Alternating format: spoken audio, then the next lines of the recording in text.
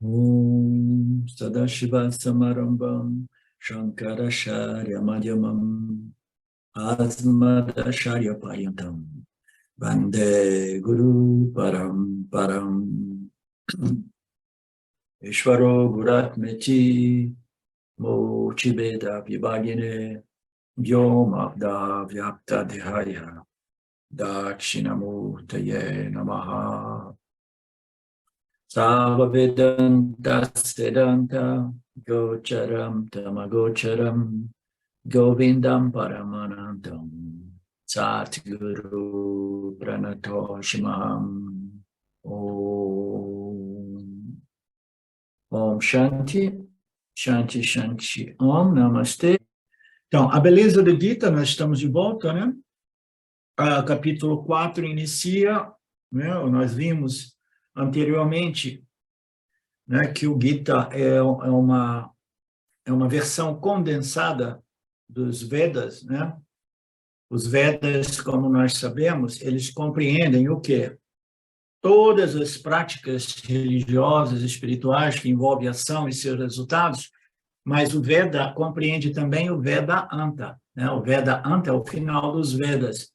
Então, o processo completo dos Vedas, né, que inclui o Vedanta, é resumido, né, é comprimido, condensado, né, com o Bhagavad Gita, né? Então, é uma escritura completa que trata de Dharma, Karma, Dharma e de Moksha, né? Karma Yoga e Yani Yoga.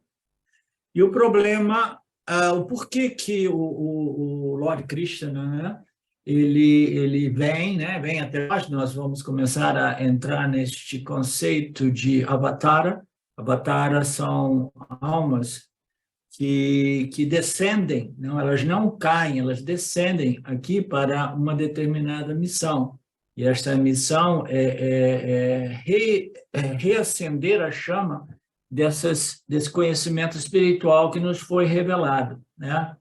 Então, 2.500 anos atrás, o Lord Krishna aparece, né, na figura do Bhagavad Gita, apresentando esses ensinamentos para Arjuna, né, com o objetivo de reacender a chama da espiritualidade neste planeta, porque era um período de muito declínio, e a gente vai ver nos próximos versos, né, essa exposição do Guru Krishna, né, explicando o motivo pelo qual ele descende aqui, né, devido a esta condição, esta situação, né, no planeta.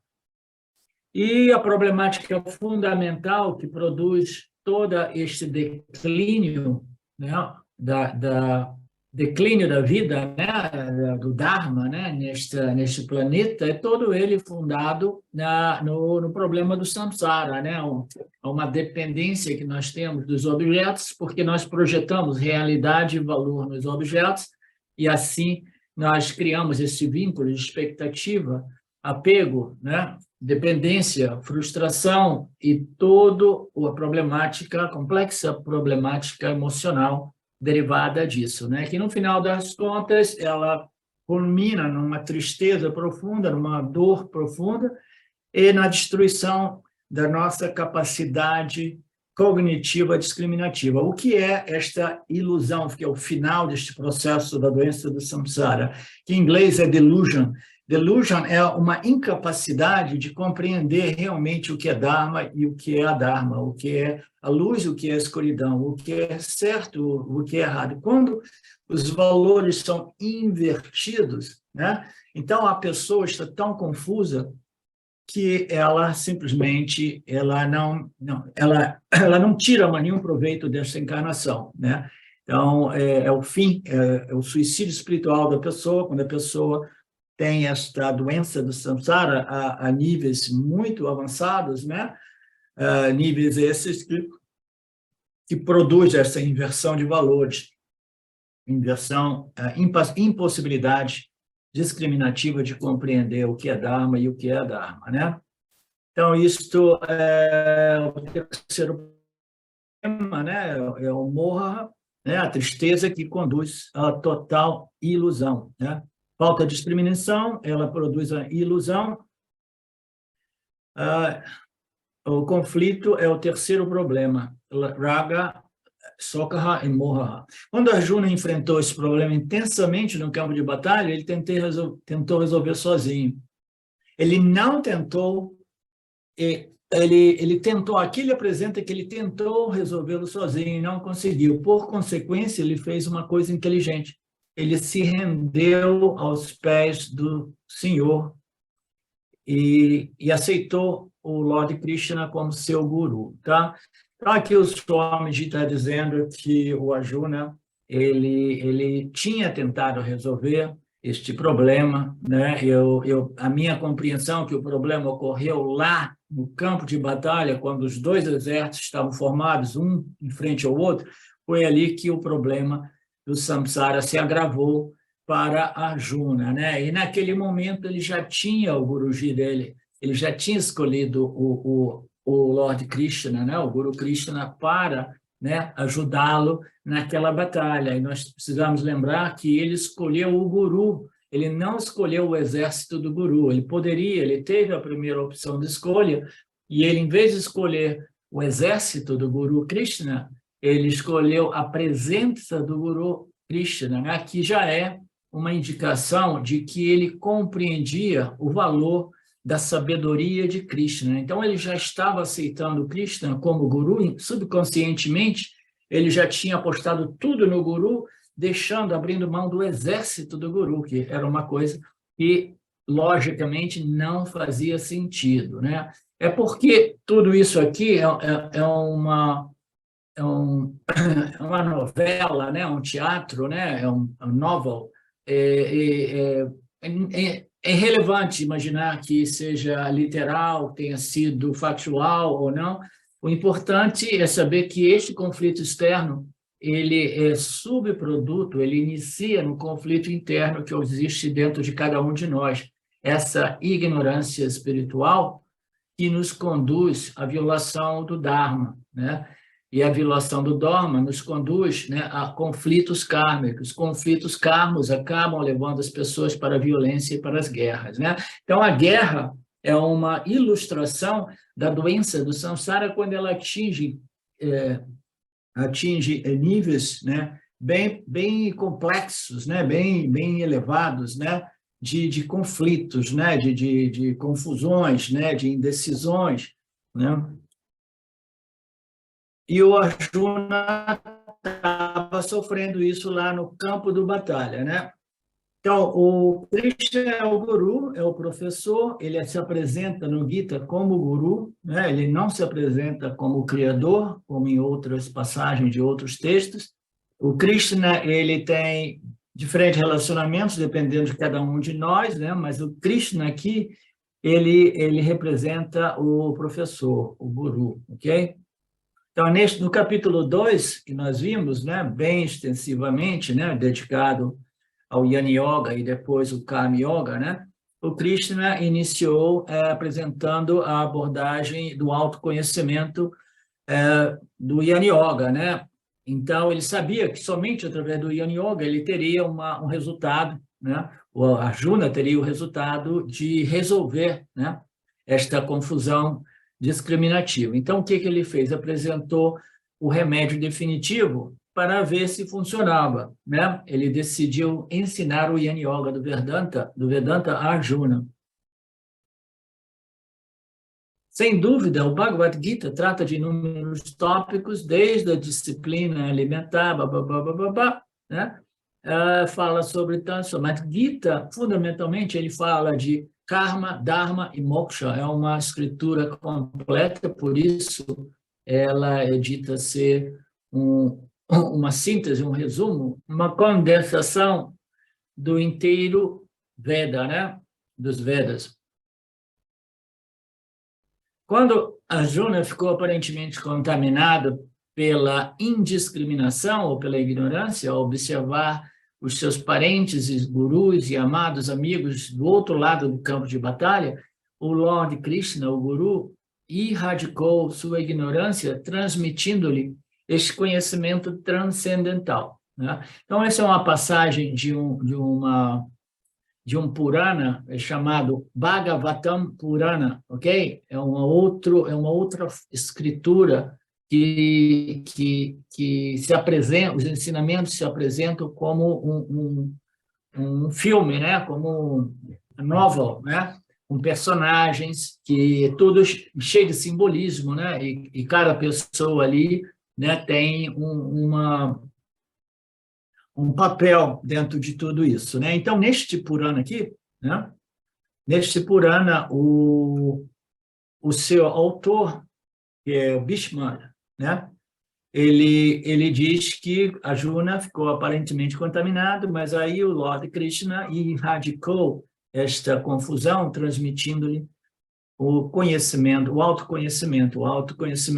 conhecimento do Yana Yoga, né? Dos Upanishads. Que seus pés de lótus continuem sendo o objeto da minha atração, que os pés do Guru, que os ensinamentos do Guru continuem sendo o objeto da minha atração. Quando Arjuna estava confuso, Bhishma diz ao Lord Krishna, ao Guru Krishna, Senhor, você removeu o Kumatihi, o intelecto confuso, você resolveu aquele intelecto confuso. Como você fez isso, né? Aonde você obteve esse conhecimento espiritual que remove a confusão? Portanto, o Bhishma Guru também, que ele se tornou um Guru, Acharya, ele se refere ao Bhagavad Gita apenas como Atma Vidya, ok? Então, ele considera este ensinamento do Gita como um ensinamento de moksha, autoconhecimento e moksha. Ele desconsidera o Gita para fins de devoção, ok? Mas isso é um ponto de vista do Bhishma Acharya, né? Dentro daquele conceito. Aí, na última frase desse parágrafo, Bhishma Acharya considera a Gita como uma escritura de Jnana Yoga, é uma escritura de autoconhecimento. No segundo capítulo, Krishna oferece toda a gama de sadhanas necessárias para o autoconhecimento. Sabendo que o autoconhecimento, né, nós sabemos, é a resolução definitiva para o problema do samsara. Neste capítulo, no segundo capítulo, que é a essência de todo o Gita, né? Então, no capítulo 2, ele apresenta ambos, ele começa apresentando o Jnana Yoga e depois ele fecha apresentando o Karma Yoga. Então, a essência de todo o Gita foi condensada e apresentada no capítulo 2. Nesse capítulo 2, Krishna falou sobre 2 estágios de sadhana espiritual. Primeiro, o Karma Yoga, né, que é um estágio no qual as pessoas, né, interagem com o campo de modo ativo, né? São sadhanas que envolvem a sua interação com o campo. E o segundo são sadhanas passivas, contemplativas, retraídas, né? Que você simplesmente encontra o seu tempo de refletir, meditar, contemplar sobre esses ensinamentos do Gita, né? Os ensinamentos do Jnana Yoga, né? Que é apresentado no Gita também.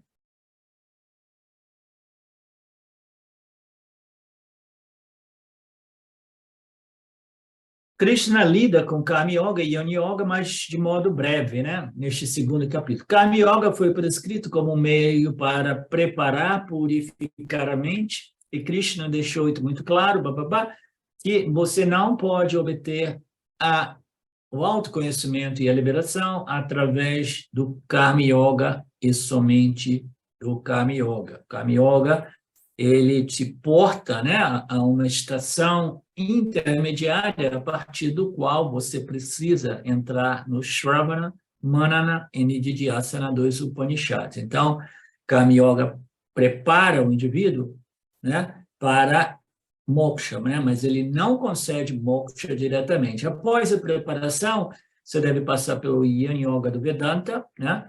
Karma Yoga envolve converter nossas atividades em adoração. Essa é uma passagem bonita. Karma Yoga, né, resumindo, né, é uma conversão das nossas atividades mundanas, corriqueiras do dia a dia, em práticas espirituais. Como assim?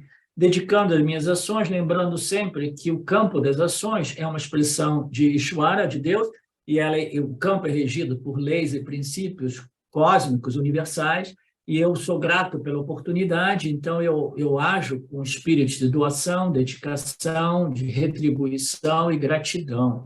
Então, esta atitude irá permear as minhas ações, né? E assim fazendo, irá converter atividades normais do dia a dia em práticas espirituais, né? Já o Yin Yoga é uma sadhana espiritual de reflexão, estudo, contemplação, sobre a luz das escrituras, né, dos ensinamentos dos Upanishads, sob a orientação de um guru, né? Vocês já sabem, vocês compreendem algo que a maioria das pessoas lá fora não compreendem. O Vedanta, né, os Upanishads, os ensinamentos finais e etc., né, eles vêm num pacote único com o guru. Sem o guru é muito difícil que esses ensinamentos possam ser eficazes, ok? É um pacote único, isso é um dado de fato. Karma Yoga significa converter nossas atividades em adoração, e Yin Yoga é uma autoindagação, uma contemplação, né? Uma inquirição sobre a luz dos ensinamentos dos Upanishads, sob a orientação de um guru competente. Portanto, Krishna condensou Karma Yoga e Yin Yoga neste capítulo 2. O objetivo de Krishna era expandir esses dois tópicos mais para frente, né? No segundo capítulo, ele somente fez uma introdução.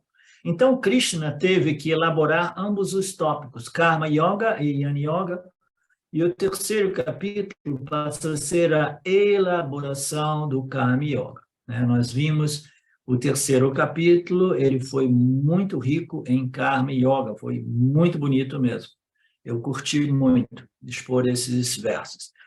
Então, no terceiro capítulo, passa a ser uma elaboração mais do Karma Yoga, e o quarto capítulo e o quinto capítulo serão a elaboração do Yin Yoga. Então, nós vamos ver o Yin Yoga do Vedanta apresentados pelo Guru Krishna de modo elaborado, minucioso, né? Minuciosamente, né, exposto. Assim, o segundo capítulo condensa Karma Yoga e Yin Yoga. O terceiro é a expansão do Karma Yoga, e o quarto e o quinto são a expansão do Yin Yoga, né? O Swami Paramarthananda, ele conhece as escrituras de trás para frente, de frente para trás. Ele passou a sua vida inteira estudando e expondo esses ensinamentos, e ele gosta sempre de apresentar os ensinamentos, né, mostrando a estrutura, né, o modo qual cada uma dessas escrituras é estruturada, né? Acho muito bacana isso.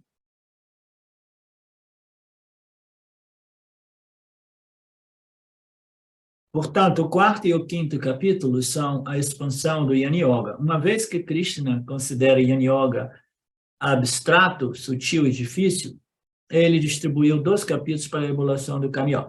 Então, aqui o Swami Paramarthananda está especulando aqui por que o Karma Yoga é uma yoga mais... O Yin Yoga é mais difícil porque ele é mais sutil. Aí o Krishna falou, ok, deixa eu elaborar um pouco mais no Yin Yoga, nesse capítulo 4 e capítulo 5, né?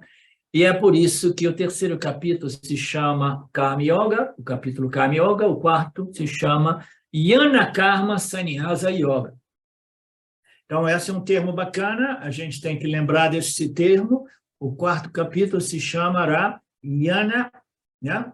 Karma Sannyasa Yoga, tá? A gente vai ver exatamente o que significa.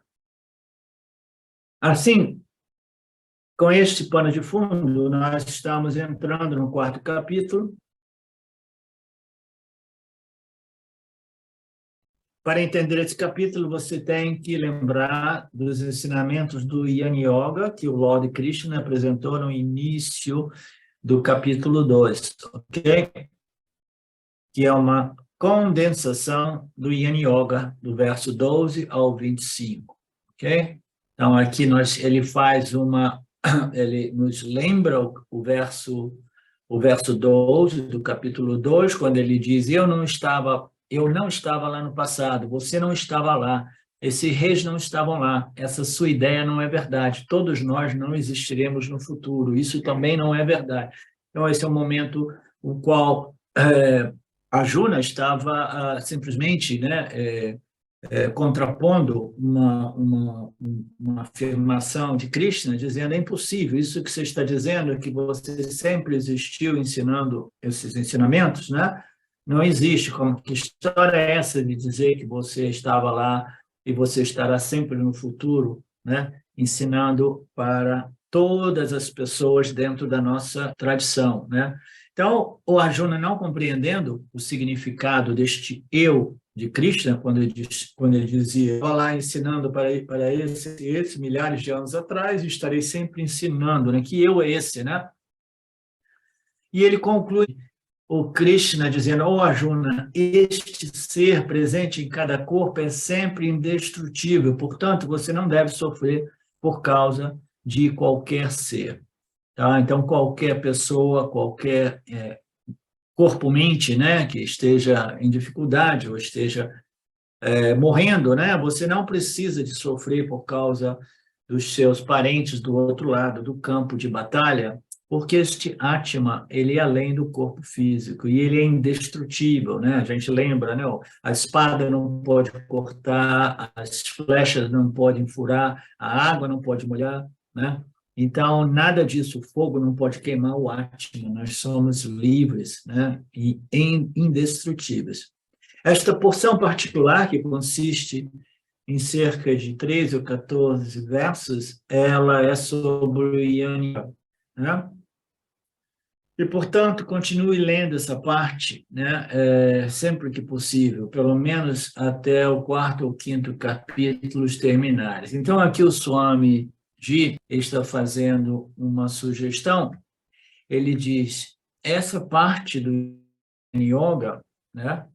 Que ele coloca aqui, né, entre esses versos, né, os versos 12 a 25, a parte mais condensada do Yana Yoga, apresentado, né, no capítulo 2, ele sugere que nós, né, vocês, estudantes do Vedanta, estudantes do Gita, continuem lendo essa parte do Gita, do capítulo 2, sempre que possível. Tá? Porque a gente precisa construir o alicerce, a base, para depois ir construindo o edifício inteiro, né? Então, esses ensinamentos básicos do Yin Yoga, apresentados no início do capítulo 2, precisam ser reestudados, né? Até que a gente não tenha dúvida, né? Pelo menos até que o 4º e o 5º capítulos terminem, né, essa exposição. Esses capítulos são baseados naquela parte específica do capítulo 2, os capítulos que virão agora. Então, agora nós entramos, literalmente, no capítulo 4, verso 1. O abençoado Senhor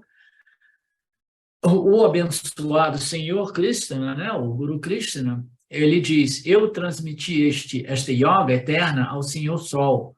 O Senhor Sol ensinou este mesmo ensinamento para Manu. Manu ensinou este mesmo ensinamento para Ikshvaku, né? Então, o mesmo conceito que nós vimos no início do capítulo 2 é reapresentado aqui, né? E aqui o autor do Gita está dizendo que Krishna disse, eu transmiti essa yoga. Às vezes tem passagem no Gita que não é realmente Arjuna, né? Respondendo, falando, interagindo com Krishna, o Krishna ensinando a Arjuna, mas o autor ele descreve a situação, né? E aqui ele descreve o Krishna, o Guru Krishna, dizendo, né, que eu transmiti essa yoga desde o tempo, né? Eternamente, sem início, eu ensinei ao Senhor Sol, o Senhor Sol ensinou. Então, tem um monte de simbolismos aqui, eu vou passar por eles de modo meio rápido, né? Porque não são muito relevantes para o autoconhecimento, mas possui a sua beleza também, aqui e ali. Tá?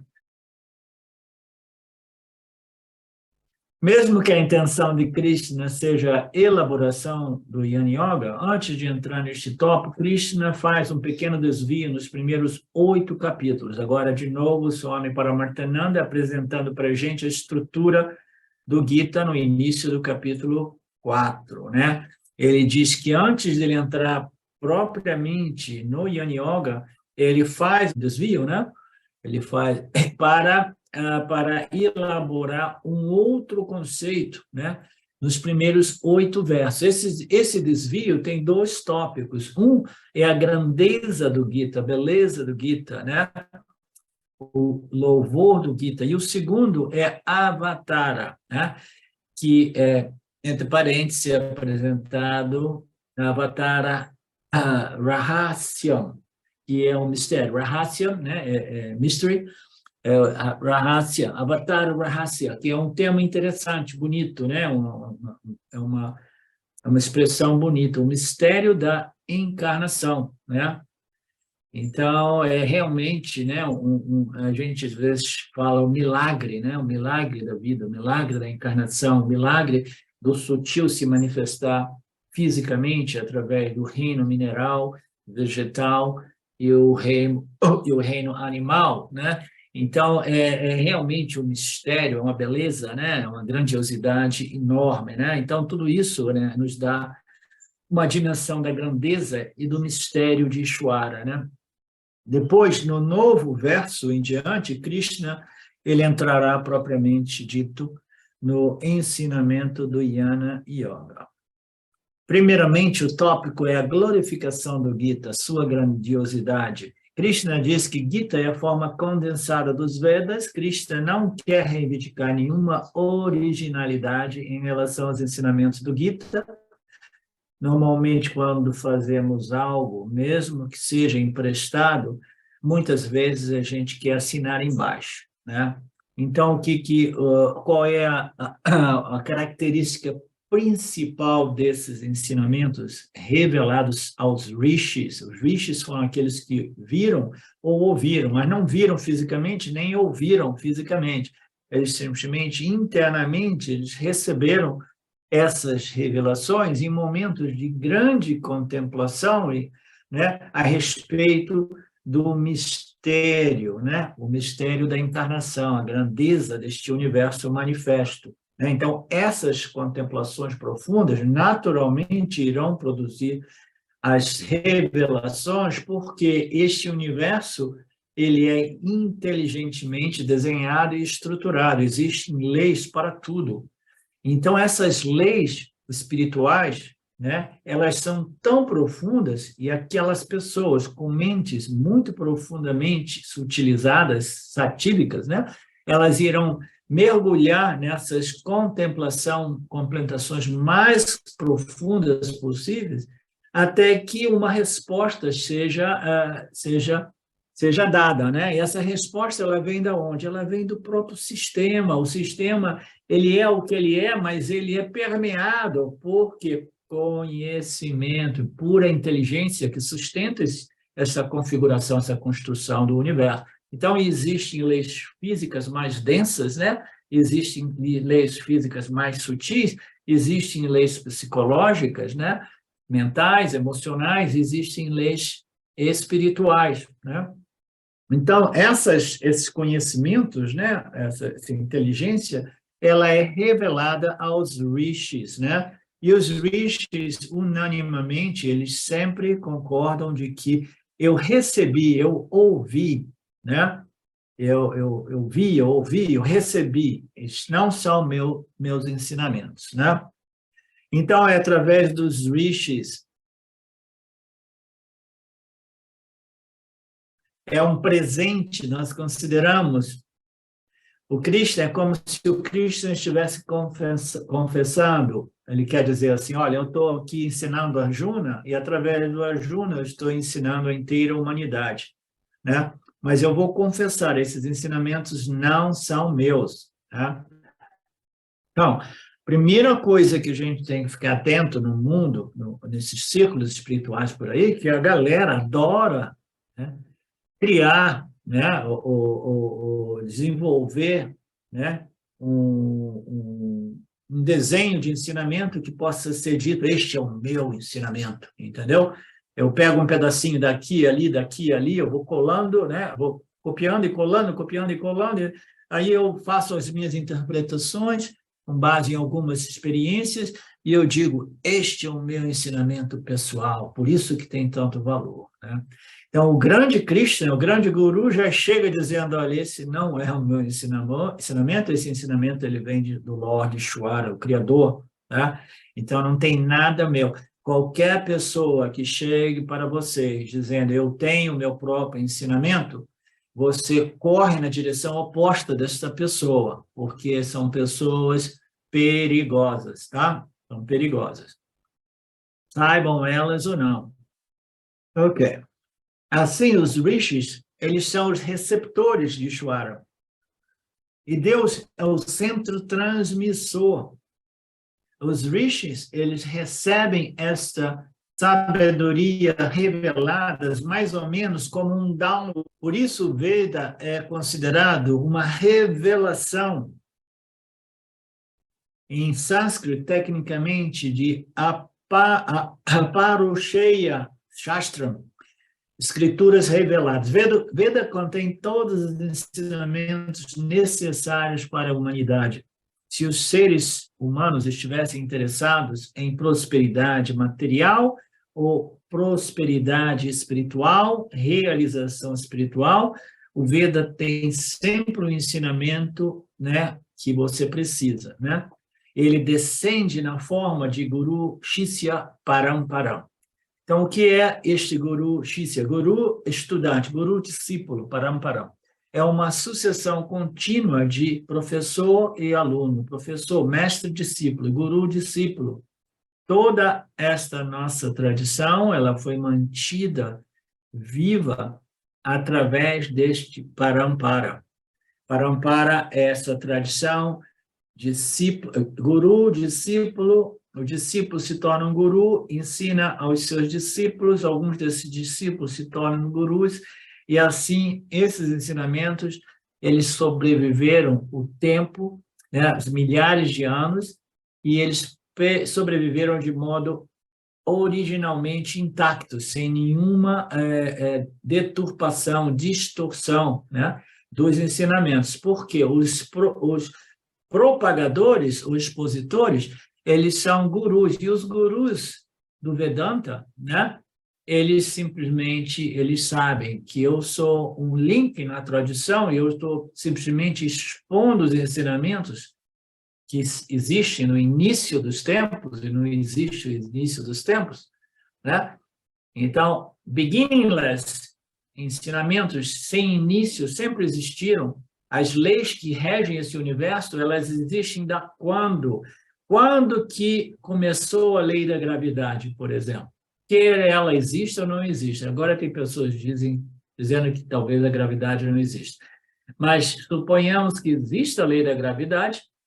Quando que iniciou qualquer lei física? Quando é que foi o início dessas leis físicas? Não tem início. O universo é sem início. E as leis que estruturam, mantêm, sustentam e regem esse universo, elas vêm com o universo. E esse universo desaparece de tempo em tempo, mas não desaparece realmente. Ele se recolhe em sua condição semente, em sua condição causal. Então, tudo existe eternamente sem início. Então, esta tradição, Paramparam, existe sem início, ok? É uma sucessão de guru, discípulo, discípulo, guru, discípulo que se torna guru e assim por diante. É assim que esses ensinamentos sobreviveram os milênios, né? A eternidade. E aqui o Swami diz, né, o Krishna, naquela época, né, ele diz que, de alguma forma, os seres humanos perderam o interesse neste ensinamento revelado pelo Senhor. Então, esse ensinamento ele foi se tornando menos atrativo para as pessoas, né? Ele é um ensinamento que vem do Criador, o próprio Criador teve que assumir a responsabilidade de tempo em tempo, reviver esse ensinamento para o benefício da humanidade, que fala que o Krishna diz que, de alguma forma, a humanidade perdeu o interesse por este ensinamento. Isso ele dizia, né, 5.000 anos atrás, mais ou menos, né? Então, ele estava falando de algo que já era notável, né, milhares de anos atrás, né, o início, né, o processo do Kali Yuga, no qual as pessoas vão perdendo interesse na espiritualidade e o ser humano vai se tornando sempre mais materialista, né? Então, elas foram perdendo interesse neste ensinamento maravilhoso. Ele foi perdendo atrativo, né? E sendo este ensinamento do Senhor, então aqui ele fala mais ou menos, este ensinamento é o ensinamento do Criador. A criação e as leis que regem a criação, elas ocorrem simultaneamente. Você não consegue projetar alguma coisa sem as leis e os princípios que regem essa coisa, que sustentam essa coisa, né? Então, estes ensinamentos, eles foram criados como leis e princípios que regem esta manifestação constituída de espírito e matéria. Então, são ensinamentos a respeito da natureza, né? A natureza de Mithya, no qual, né, o Krishna, o Ishvara, o próprio Criador, revela para a gente através dos rishis. Krishna aparece mais tarde como um guru para reviver, reacender a chama desses ensinamentos de tempo em tempo, e a gente vai compreender melhor tudo isso, porque este é o tema a respeito do Avatara, né? Esse ensinamento, sendo o ensinamento do Criador, o próprio Criador tem que assumir a responsabilidade de manter este ensinamento vivo, né? Ele mantém o ensinamento vivo revivendo esse ensinamento. E Krishna, 5.000 anos atrás, ele veio no momento que os ensinamentos dos Vedas estavam em total declínio. Existiam outras filosofias, né, materialistas, né, que diziam que a matéria é realidade, a dualidade é realidade, né, e que a mente e a consciência humana é um subproduto da matéria. Então, todas essas inversões, a mente coletiva humana estava se tornando mais materialista. Outras filosofias debatiam, né, esses debates mais áridos, né, e tudo isso, né, estava fazendo de modo que os Vedas fossem sempre mais esquecidos pela humanidade. Portanto, o Criador, de vez em quando, descobre um método ou outro para reviver os ensinamentos revelados. E Krishna diz que um dos principais propósitos do seu avatara é o reavivamento da sabedoria védica, né? Então, o próprio Krishna, ele diz, eu sou uma avatara, né? Eu sou uma dessas almas que não caíram aqui por acaso, mas descenderam aqui com uma missão, com um propósito. E um deles é aquele de reacender a chama desta sabedoria espiritual védica.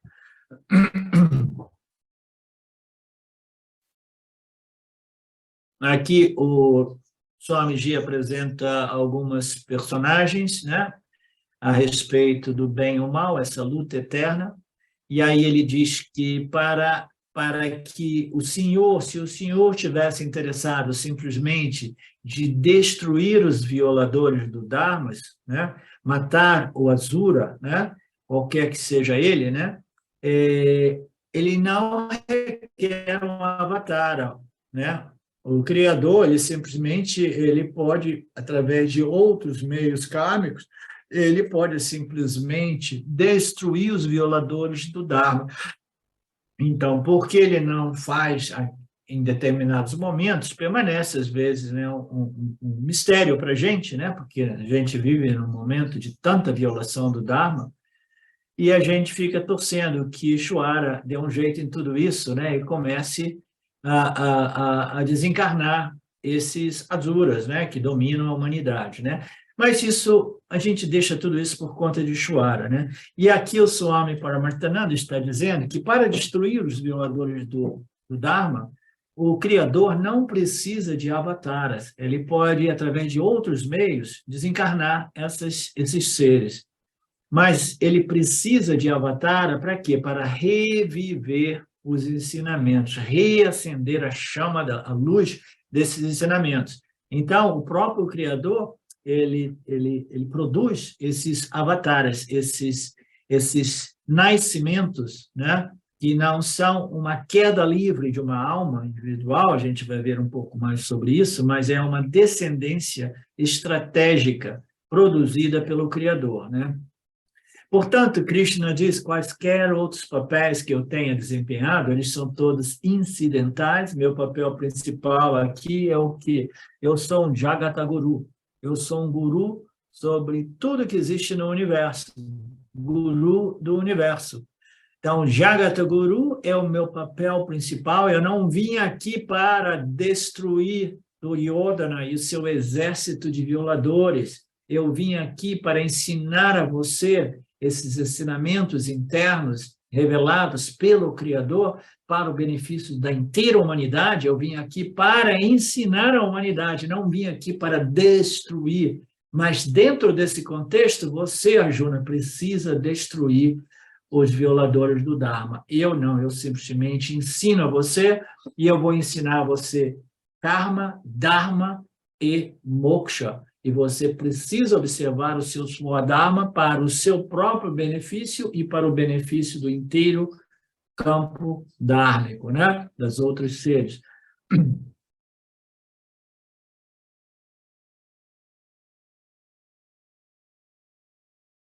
No final do Gita, é por isso, né? É por isso que no final do Gita, Krishna diz abertamente, Arjuna, eu amo todos os seres vivos, todos os meus jivas eu amo, né? Mas eu tenho uma simpatia, né? Um carinho especial pelos propagadores e os amantes dos ensinamentos do Gita. Essas pessoas são os meus xodós, né? Tem essa expressão, os meus xodós, né?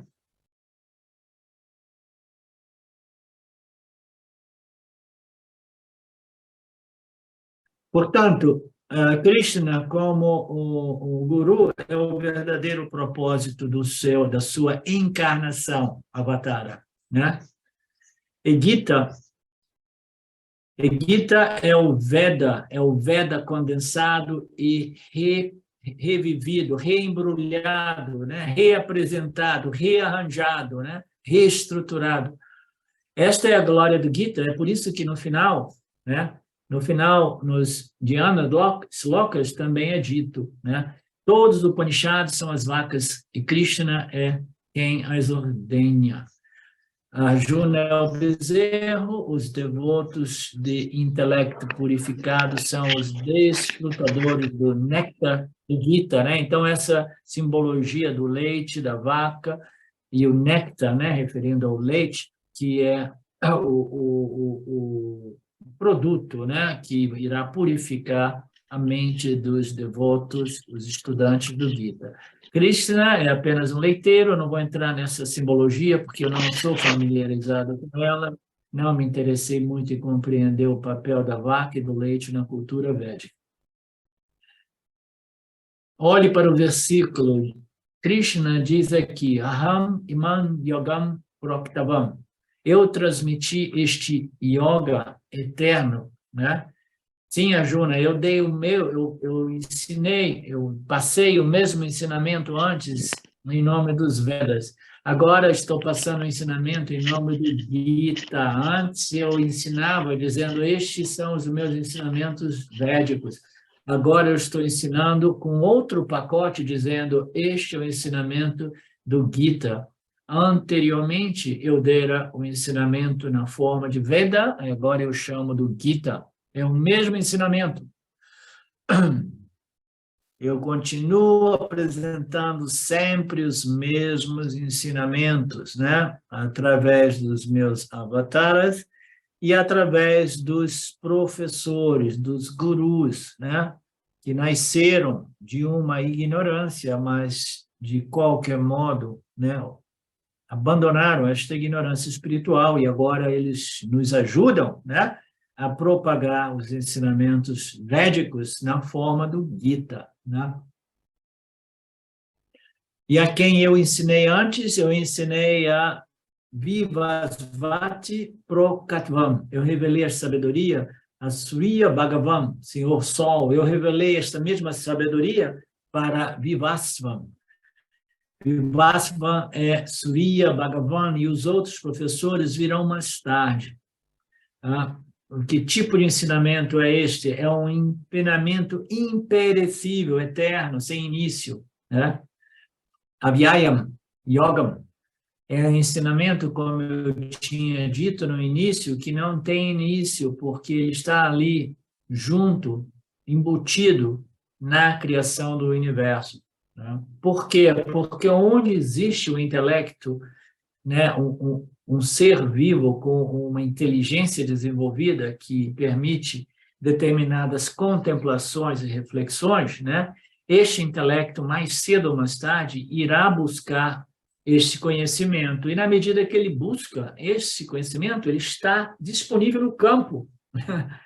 Existe o campo, né? E nós somos receptores, os rishis são os receptores, antenas, né?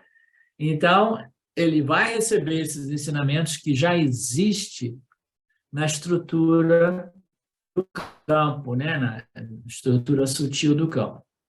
É um ensinamento imperecível que jamais fica desatualizado, jamais se torna obsoleto, e ele é sempre o mesmo até hoje, no século XX.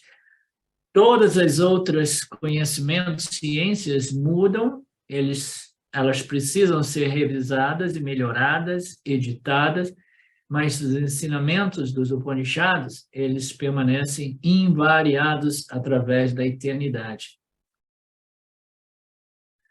É um ensinamento chamado eterno, né? Sanatana Dharma. Então, eu revelei como Bhagavan Mahavishnu revelou a Surya Bhagavan, e o que Surya Bhagavan fez. O Sol é chamado Vivasvam, porque representa energia, nutrição, a energia produz a nutrição, energizador, etc, etc. O Sol é responsável por alimentação, direta ou indiretamente. Se a vegetação crescer, a colheita virá. A gente precisa dos elementos, precisa da chuva. Krishna irá expandir esse ensinamento de forma muito bonita no capítulo 9. Eu lembro vagamente que é muito bonito. Então, este é o conceito, tá? Este é o conceito, esse ensinamento é eterno, ele não pertence a ninguém, ele pertence ao campo. As pessoas mais contemplativas, mais satívicas, elas têm acesso a essas revelações diretamente. As pessoas como nós recebemos essas revelações através da nossa tradição Paramparam, né? Que permite, né, a continuidade eternamente, né, eterna desses ensinamentos através da nossa Sampradaya, né, guru, discípulo, etc. Tá? A gente faz uma pausa, a gente volta, né, mais tarde. Om Purnamada Purnamidam Purnamudachyate Purnasya Purnamadaya Purnamevavashishate. Om Shanti Shanti Shanti. Namastê. Thank you, Lord. Obrigado a vocês. Até mais tarde. Olá, queria trazer aqui para vocês o quanto eu tenho me beneficiado dos ensinamentos do Vedanta. Esses ensinamentos do Vedanta, eles mudaram a minha vida, o meu estilo de vida, né? A partir de uma compreensão sobre Jagata, o mundo, sobre essa pura inteligência, Ishvara, sobre o Jiva, né? A mente, o funcionamento, sobre a aplicação do Karma Yoga diariamente na vida, o quanto isso beneficia a purificação da mente, né? Para poder daí acessar aquilo que é mais valioso. Aliás, eu diria sem valor estimável, inestimável, né? Uma riqueza profunda, que é a compreensão sobre os ensinamentos de Satya, a consciência, a existência ilimitada que sou. Bom, eu sou uma aluna de Vedanta, desse grupo, Vedanta Brasil, que iniciei a jornada, estou no começo da jornada, mas essa jornada seria impossível sem o apoio diário de um professor qualificado, o professor Arlindo Nagar, nosso professor, que dedica a sua vida, que dedica as batidas do seu coração exclusivamente para o ensino do Vedanta. Ele gosta de usar a frase, o coração que se doa recebe. Então ele é esse coração que doa. E aí a minha pergunta e o meu convite é: e você? Tem se beneficiado também dos ensinamentos, da compreensão, da clareza desses ensinamentos que são trazidos para nós? Sim? Se sim, o coração que doa recebe. Então o convite é: se você se beneficia, você pode também fazer uma doação. Essa doação, ela é necessária, apropriada, para a manutenção, né, desse ensinamento vivo diariamente para nós.